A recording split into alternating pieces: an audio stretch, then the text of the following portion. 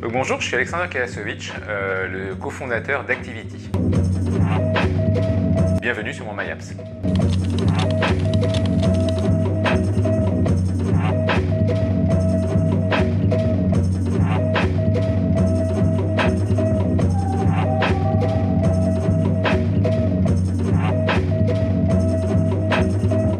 Activity, c'est une application qui permet de prendre des vidéos trop longues et les rendre courtes et sympas à partager et à regarder.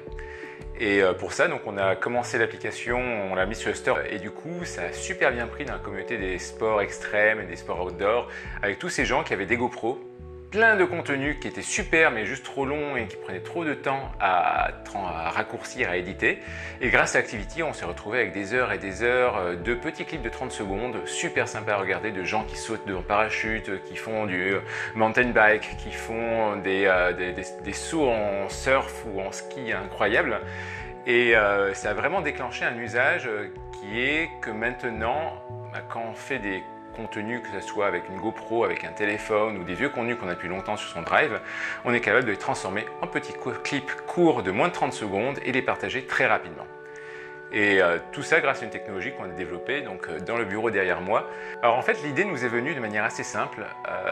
On était plongeur, on a fait un site de plongée avant et on avait plein d'heures de vidéos de plongée qui étaient uploadées sur Diveboard, qui était notre projet d'avant. Et ces heures de vidéos qui étaient pourtant hyper intéressantes et qui étaient supposées créer de l'enthousiasme sur la communauté, faisaient exactement le contraire, c'est-à-dire que les gens ne regardaient jamais ces vidéos, elles étaient trop longues, et quand les utilisateurs les éditaient, et ben finalement c'était pas mieux. Parce que ça faisait quand même des édits qui duraient 3 minutes 30, le temps de la musique, ils les remplissaient autant que possible par les contenus qu'ils avaient. Donc c'était juste, le contenu était bon au fond, mais à chaque fois, ça ne créait pas d'enthousiasme, ça ne créait pas de connexion. Et là, on s'est dit que ce n'était pas possible, il fallait faire quelque chose parce que on est au 21e siècle, la vidéo c'est le nouveau truc, et finalement on se rendait compte que la plupart des gens étaient incapables de faire une vidéo qui soit regardable parce que c'est un métier, que c'est pas simple et que c'est pas naturel. Alors l'application, elle a deux grandes fonctionnalités. La première, c'est la création. C'est là où on peut accéder à ces contenus, qu'ils soient présents sur sa GoPro en connexion Wi-Fi, sur un cloud quelconque ou directement filmés depuis le téléphone. Et donc là, on a la fonction création qui va permettre de montrer sur les previews les moments intéressants et de transformer ça en une petite vidéo prête à partager qu'ensuite on peut publier. Et donc la deuxième partie, c'est tout ce qui est publication découverte, où on a toute la communauté des utilisateurs Activity qui est vraiment présente partout sur la planète, qui partage et qui interagit autour de ces centres d'intérêt. Donc on a toute une partie de découverte où en fonction des vidéos que vous avez bien aimées, on va vous montrer d'autres vidéos sur des thèmes similaires ou apparentés qui vont vous intéresser. Alors on a développé pour les musiques une technologie assez unique où on génère les musiques en fonction de vos vidéos. C'est-à-dire que si une vidéo est par exemple à 5 parties avec des morceaux un peu plus lents, des morceaux un petit peu plus rapides, on va générer la musique et on va la coller pile poil sur ces différents segments pour qu'elle accompagne le clip. Et ça a été une vraie question difficile parce que souvent, quand on n'est pas un pro et qu'on veut faire un montage, on commence par choisir la musique et ensuite on colle la vidéo dessus. Alors finalement, c'est le contraire. La vidéo est supposée raconter l'histoire et la musique est supposée supporter la vidéo.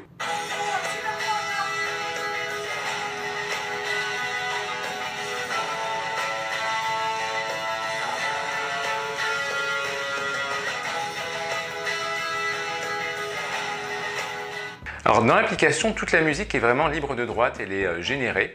On a quelques musiques qui ont des droits avec un partenaire, mais concrètement, la plupart des vidéos qui sortent aujourd'hui sortent avec de la musique libre de droit, et qui est vraiment super sympa, je vous invite d'aller. C'est assez étonnant de voir le résultat. Assez étonnamment, au début, on avait des titres qu'on pouvait mettre au début des vidéos et finalement on les a enlevés. Parce que nos utilisateurs n'aimaient pas trop et que finalement ça n'amenait pas beaucoup. Ça faisait une espèce de coupure un peu étrange. Donc du coup, le titre maintenant, il est en dessous de la vidéo et on le retrouve dans les réseaux sociaux qu'on partage ailleurs, pareil dans les commentaires.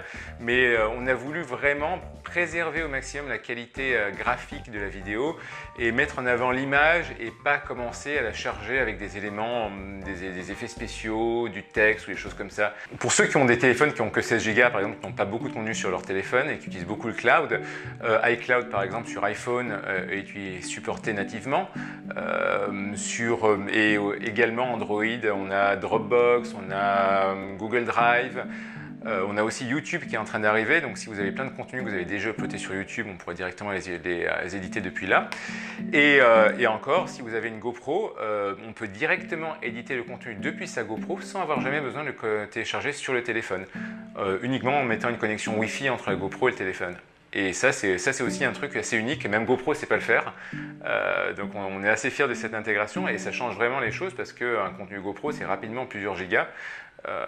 Et du coup, c'est très compliqué à monter, il faut attendre de rentrer chez soi, et avec Activity, on est capable de le monter on the go. On a fait le film, sur la remontée mécanique, en remontant, on est capable de l'éditer et de le partager à ses amis. Le live, c'est une grosse tendance sur Internet, c'est quelque chose que je regarde de manière assez étonnée, amusée. Étonnée parce que je trouve que c'est génial, amusé parce qu'en moyenne, c'est quand même assez ennuyeux, je trouve. À titre purement personnel, on se rend bien compte que tous ces lives, finalement, il n'y a pas vraiment d'édition, il n'y a pas tout le travail d'un studio, un vrai studio live de télé, il y a un vrai travail derrière. Et là, juste mettre une caméra et broadcaster, ça ne fait pas pour autant un contenu qui est super intéressant. Et d'ailleurs, un de mes petits péchés mignons quand j'ai envie d'embêter un ami qui s'est fait un live, c'est de prendre son live, de le mettre dans Activity et de faire la version courte 30 secondes, c'est aussi bien. On a fait le tour.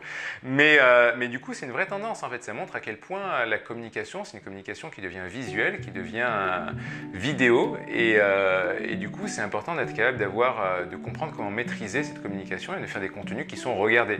À la fin, le but du jeu, c'est de créer de l'audience, c'est de créer de l'entertainment, c'est que les gens aiment ce contenu, le partagent et y trouvent de la valeur. Et du coup, finalement, c'est un tout. On peut le faire en live et du coup, on peut privilégier un peu peut-être l'interaction par le biais des commentaires, ou on peut faire un petit peu de travail en utilisant Activity et transformer ce live-là en un contenu qui est vraiment regardable et partageable et qui va créer ensuite une vie longue à ce contenu. Objectivement, la durée de vie du live s'arrête à la fin du live. C'est très rare que quelqu'un ait la patience d'en regarder un. Quand on a vu que Vine s'est arrêté, on s'est dit qu'on devait faire quelque chose. On considère qu'en fait la communauté des Viners, même si elle était assez spécifique, parce que Vine, avec son format 10 secondes, était finalement assez, j'ai pas envie de dire limitant, mais arriver à faire un Vine correct, qui boucle correctement et qui soit visuellement intéressant en moins de 10 secondes, c'est j'ai toujours trouvé ça très challenging. Et par contre, c'est une communauté qui, du coup, est extrêmement créative, sait faire de la vidéo et comprend comment passer un message en très peu de temps. Et finalement, elle est très proche de la communauté d'Activity. Donc on avait envie de lui faire une place et on a ouvert cette intégration le lendemain de l'annonce de la fin de Vine.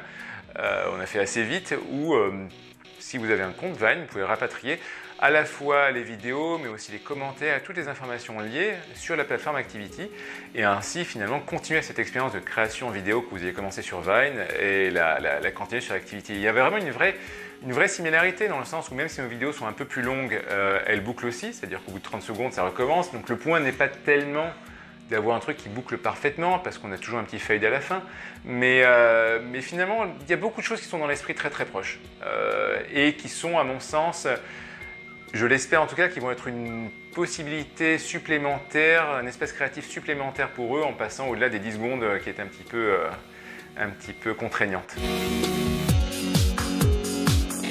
Les challenges en tant que développeur d'applications aujourd'hui, ils sont énormes. Il y a quelques années, on pouvait faire une application et exister sur le store parce que l'inventaire était faible. Aujourd'hui, l'inventaire est tellement énorme qu'on peut se poser la question s'il y a encore des techniques qui permettent d'exister sur un store aujourd'hui. On a un peu l'impression que tout a été fait déjà. C'est pour ça que pour moi, en fait, l'approche ne passe plus par le store. Le store, c'est un moyen de distribution. Si on a la chance un jour d'avoir un featuring par Apple, par exemple, c'est une excellente opportunité, mais c'est devenu très très rare et très très compliqué à avoir. Les acquisitions par le biais des canaux, genre publicité Facebook, basées sur des prix par installation, ça coûte cher, et du coup sur une application très grand public qui a besoin de millions d'utilisateurs pour exister, à moins d'avoir levé 1 milliard, ça va être compliqué d'arriver vraiment à scaler.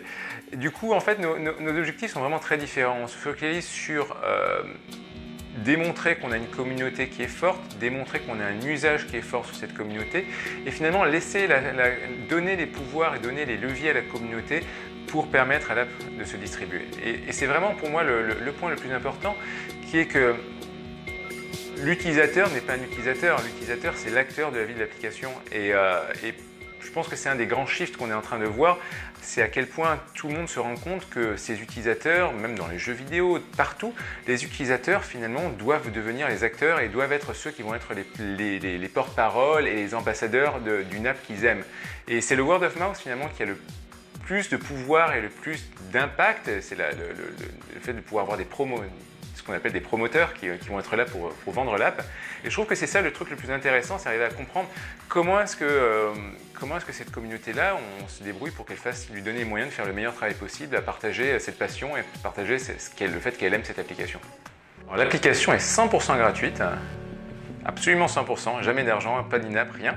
Elle est disponible partout dans le monde, même en Chine. On a principalement d'utilisateurs aujourd'hui aux US, à peu près 50% sont aux US, mais on a le reste du monde qui fait le reste des autres 50%. Et on est disponible sur iOS depuis mars et depuis récemment sur Android. On ne fait pas Microsoft. Donc on est 3 fondateurs, moi-même, Thierry et Pascal. Pascal et moi, on se connaît depuis 20 ans, on a fait l'école ensemble, on a fait l'école d'ingénieur ensemble, on passait beaucoup trop de temps ensemble.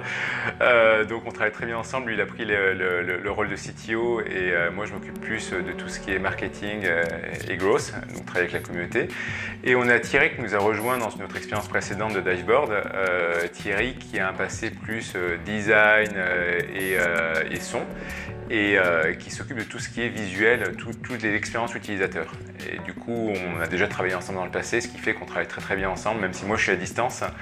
Je suis basé à San Francisco, mais du coup, le fait que l'équipe ait déjà fait une boîte ensemble et qu'on travaille depuis quelques années ensemble fait que ça se passe hyper bien. Les appareils que j'utilise le plus au quotidien, je fais pas mal de meetings et je rencontre pas mal de gens. Alors j'ai un iPad mini, petit, et un stylet. Parce que finalement, ça va quand même toujours plus vite d'écrire, même si c'est moche et que j'ai du mal à me lire, c'est quand même tellement plus rapide. Mon deuxième outil indispensable, évidemment, c'est un PC, même si tout est dans le cloud, un clavier, des fois, c'est quand même pratique pour travailler. Et j'ai récemment abandonné le Mac pour passer sur le monde du PC parce que je voulais un écran Retina sur un PC petit avec un vrai processeur. Donc j'ai pris un Dell XPS 13, super machine, je suis très content. Évidemment, j'ai toujours 2 téléphones dans mes poches, maintenant qu'on est sur Android, pouvoir tester à la fois sur iOS et Android. Donc un iPhone 6S Plus qui a de la stabilisation optique, ce qui est vraiment pas mal pour filmer.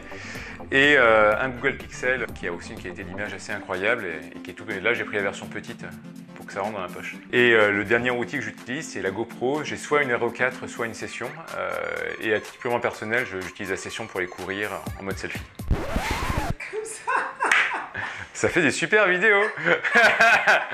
Je vous montrerai les vidéos. C'est pas sympa de se marrer, quoi. Dans mes 5 applications favorites, la toute première, ça va être Wunderlist. Je suis un grand fan de Wunderlist. Dès que j'ai pas de cerveau et du coup ça m'aide d'avoir un cerveau où j'oublie pas les choses. Et c'est un outil qui est super puissant, super pratique, qui est disponible sur tous les devices, donc j'adore. Ma deuxième application préférée, c'est Strava. Je cours énormément, je fais du vélo et de la course et du coup j'ai toujours Strava pour traquer mes runs, les perfs et juste traquer tout ce que je fais. Donc c'est une de mes applications préférées. Ma troisième application préférée, ça va être Press. Press, c'est un lecteur de flux RSS. Donc tout le monde dit que le RSS c'est mort, mais finalement c'est quand même le plus pratique pour récupérer les news et les lire de manière un peu confortable, même quand on passe dans le métro qu'il n'y a pas de réseau. Et donc Press synchronise, prend les images et ça fait que quand on est dans le métro, on n'est pas en train de juste jouer à un Candy Crush ou un jeu qui marche sans réseau. Où je peux lire mes news et avancer un petit peu, dépiler ma liste de choses à faire. Ma quatrième application préférée, ça s'appelle Cardbot. C'est un petit bot sur Facebook Messenger qui est tout bête. Quand je rencontre quelqu'un, j'aime pas avoir des cartes de visite et du coup tout ce que j'ai à faire c'est taper son email et ça nous envoie un mail croisé avec mes coordonnées et ça permet de faire l'échange d'informations. C'est hyper simple et ça se trouve sur Facebook Messenger, donc ça s'intègre directement sur le home screen, c'est hyper pratique. Et le dernier, Slack. Slack, le temps que je passe sur Slack, c'est juste incroyable, c'était génial, ça a tué les emails, on n'a plus d'emails en interne dans la boîte. Et du coup, tout se passe sur Slack, il y a l'historique, c'est cherchable, c'est une application que j'adore.